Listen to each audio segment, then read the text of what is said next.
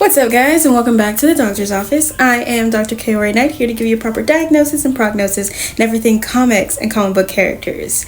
And I have discovered yet another story. Very excited because the third issue actually comes out very soon. So, this is from Dark Horse Comics, and it's called Kill All Immortals. Issue 1. We have head of security is outside looking around in the woods.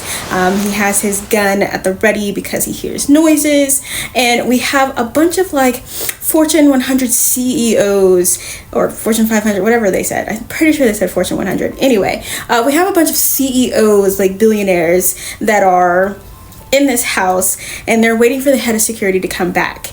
And we do get a glimpse at a blood-stained double-headed axe. So they're talking, and they're just like, the Asvalds are just fucking dumb European cares. And he's like, actually they're Norwegian, and they're crazy. And the one of them who is actually level-headed in this situation is like, you know what, I don't like it. He's head of security, he wouldn't run, this is all getting weird, those people are crazy, we gotta go. However, they aren't able to leave because the Asvalds, which in this situation is Leif, Stein, and Erik, Erik being the father, show up, weapons at the ready. I actually think one of them is Thor. Either way, you'll see it on the screen. If it's the big blonde guy, that's Thor. Anyway, so the three of them show up, and they're just like, I don't think so, you're not leaving. And they attack them. I had to kill all of them, decapitate one of them, slice the other one in half, you know, the things that you do when you want your money.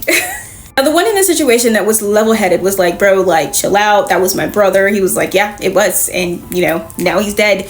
And he's like, can we get to the business talk? You want to talk business? And Erik's like, actually, yes. Let's talk business. And then we go over into Paris, France, where we see Frey, Asvald, who is at a charity event where she has just donated, I think, $12 million.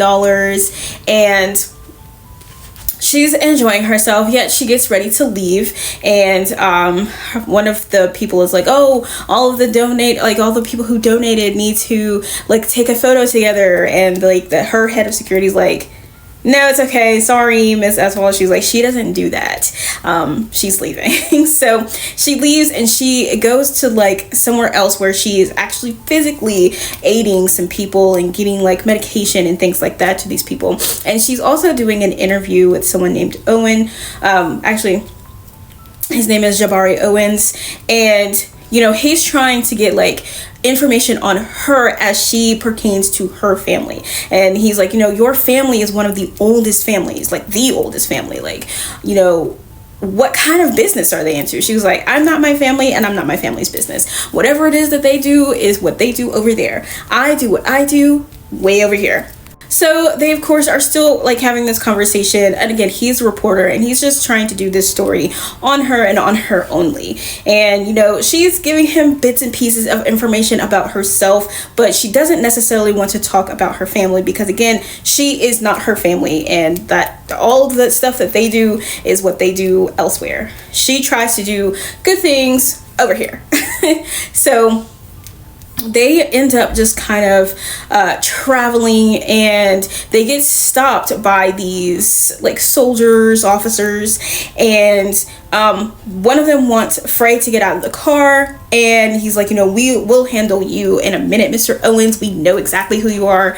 And so they're sitting there talking, and then all of a sudden, all of them get shot. And they get shot by Frey, actually. So she's like, they didn't want to talk, and she drives off, and he's trying to question her about what just happened. And she's like, I don't know what they were here for. They didn't really want to talk. We need to go see my family because whatever it is that they just got into has spilled over here, and I don't like that.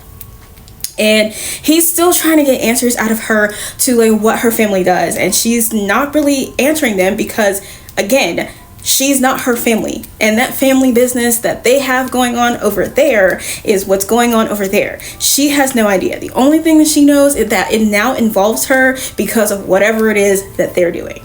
So they get on a boat and they go to Iceland.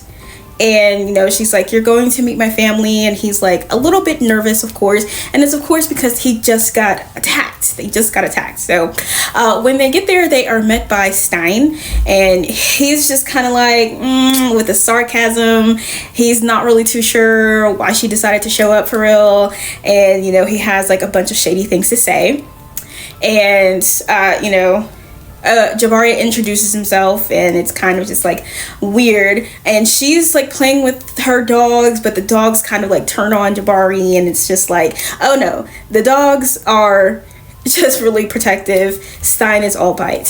However, the one who comes down to introduce himself is Leif, and Leif is considered the dangerous one, and he says, only to my enemies. And he's very, very nice. He's like, welcome to Iceland, go in, take your bags in, get comfy. And he wants to talk to his sister. And he's just like, what is his deal? Like, what is his issue? And she's just like, I told you we were just attacked. I have no idea what the fuck y'all got going on, but now it involves us and we haven't done anything, right? So he's like, well, all of the questions that you have, she's like, what are y'all doing? And he's like, all of those questions have to be answered by Dad, right? So he's like, it's just really unusual for you to bring him here.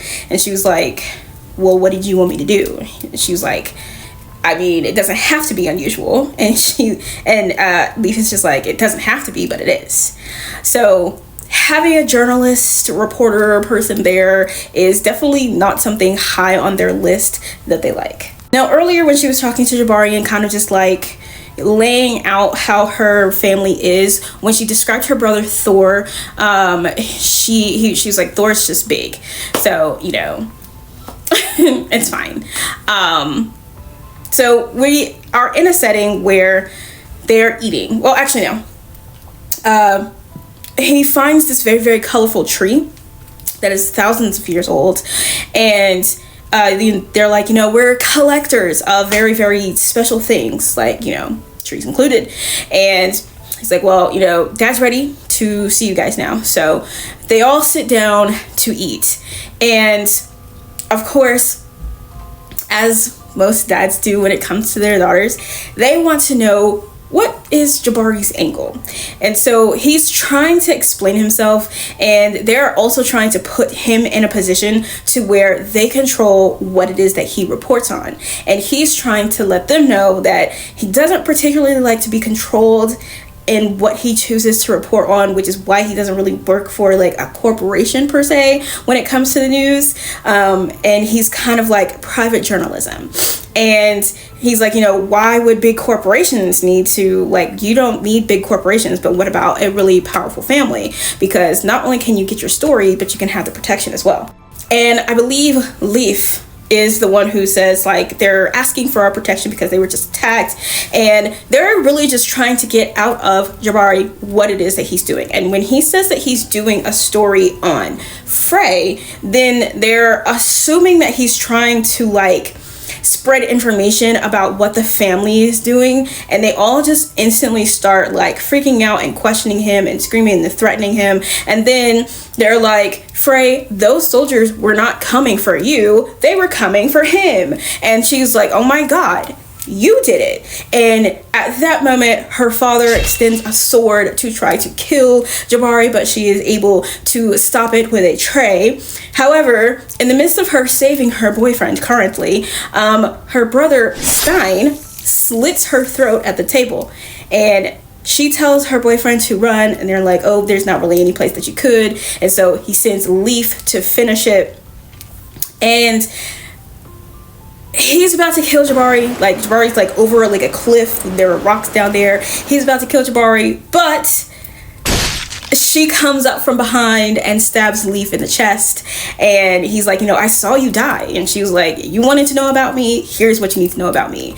We are all old gods and we cannot die. She says all of this while she is just covered in blood in this absolutely gorgeous white suit she's got on, right? When I tell you, my heart, I was like, oh my God.